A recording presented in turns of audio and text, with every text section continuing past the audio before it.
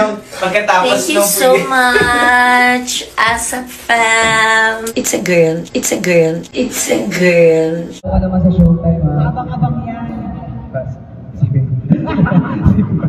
Sumasagi na rin sa isip niya minsan na ano kaya ang feeling ng magkaroon ng sariling baby. Kaya nga naisip ko rin mga chika, ano kaya ang reaksyon ni Paolo nung napanood niya.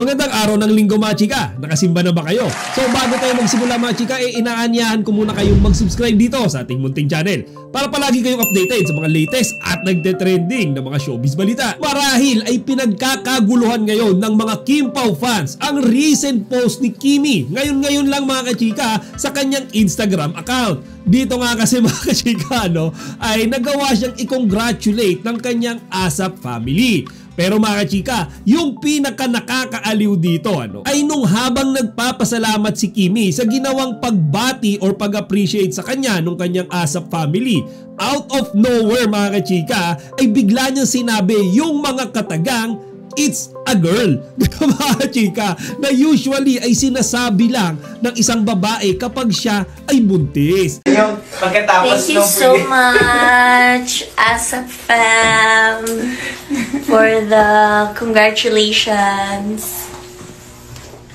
It's a girl. It's a girl. It's a girl.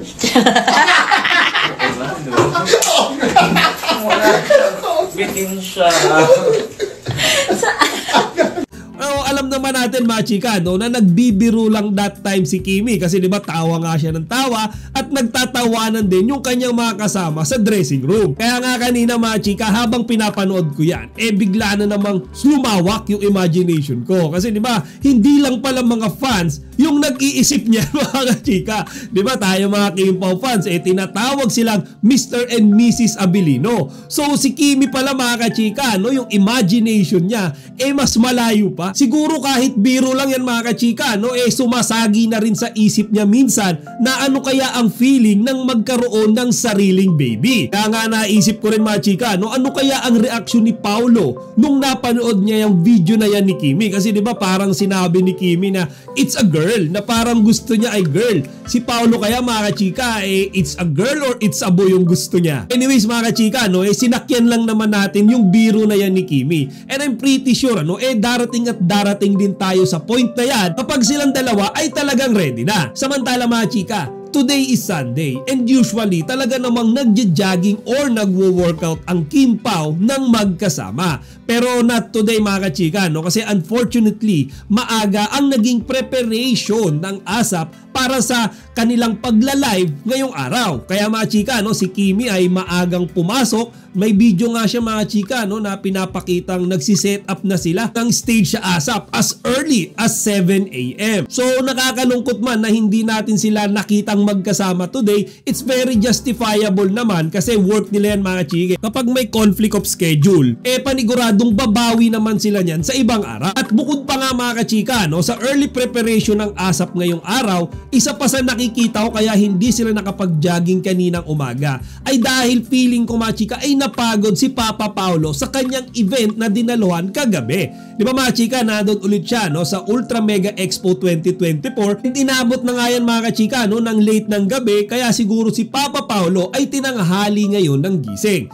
Anyways mga chika, alam nyo ba na kagabi si Bong Navarro ay inasar na naman si Paolo kay Kimi. So kung hindi nyo napanood yung video na yan, meron kasing isang eksena dyan kung saan si Paolo ay ini-invite yung mga fans upang panoorin at suportahan yung kanilang paparating na movie ni Kimi na pinamagatang My Love Will Make You Disappear. At habang nagpo-promote nga siya dyan mga kachika habang ini-invite niya yung mga audience, yung mga fans, bigla na naman siyang inasar ni Bong Navarro pati nga ni Poco mga kachika. Panoorin nyo ito. At kukunin ko rin po itong chance para sana po mapanood nyo ang pelikula namin na kasalukuyan po namin ginagawa. Ipapalakas na po. Kasama ko po dito ay si Kim Chiu. Si Kim Chiu po. Ang title po nito ay My Love Will Make You Disappear. Sana po abangan niyo sa mga sinehan. To be announced po yun. Abangan namin yan. Lalo ka naman sa showtime. Abang-abang yan. Sige, pag nag-promote. Pag-promote. Maraming salamat po. Palakpakan natin. Paolo Aquilino. So ayan mga chika, no? Nakita nyo kung paano in-invite ni Bong na bumalik ulit si Paolo sa noontime program nila na It's Showtime. And alam naman natin kung bakit siya pinababalik doon ni Bong. Iyon nga ay dahil nandoon si Kimi. Ang nakakatuwa dyan, sabi naman ni Paolo ay talagang plano niyang bumalik sa It's Showtime. At yun nga kapag silang dalawa ni Kimi ay magpo-promote ulit nung kanilang paparating na movie. At yan mga kachika, no? Ang nagbigay ng excitement ulit sa madlang people, partikular na sa mga Kim Pao fans. Sa ngayon nga mga chika, no, ramdam na natin na paparating na yung movie ng Kim Pao. And hindi natin masigurado kung ano ba yung talagang araw ng release niyan sa mga sinihan. Pero isa lang ang masisigurado natin. Iyon ay papatok sa takilya.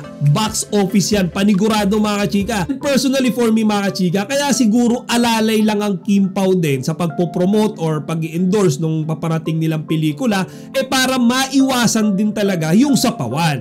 Diba, well aware naman tayo na yung movie ng Kat din na pinamagatang Hello Love Again ay paparating na rin sa sinihan at ayaw din nila na mahati yung atensyon ng mga tao. So, mga chika, kapag yung mga tao, particular na yung medyo limited yung budget, nakakuha ng information or details kung kailan ilalabas yung movie ng Kim Pao, panigurado mga chika, itatabi na nila yung pera nila. Hindi na muna nila gagalawin yan para ipanood ng ibang mga pelikula kasi i-reserve nila yan para sa My Love Will Make You Disappear. So mga chika, kagabi nga rin pala yung last day ng Ultra Mega Expo 2024 at mamimiss ulit natin si Paolo mga chika kasi we are well aware na 2 araw siya nandyan. Kasama niya rin yung iba pang mga artista, si Aga Mulak, si Jano Gibbs, si Bong Navarro, si Pokwang. And kagabi mga chika, present din doon si Donnie Pangilinan.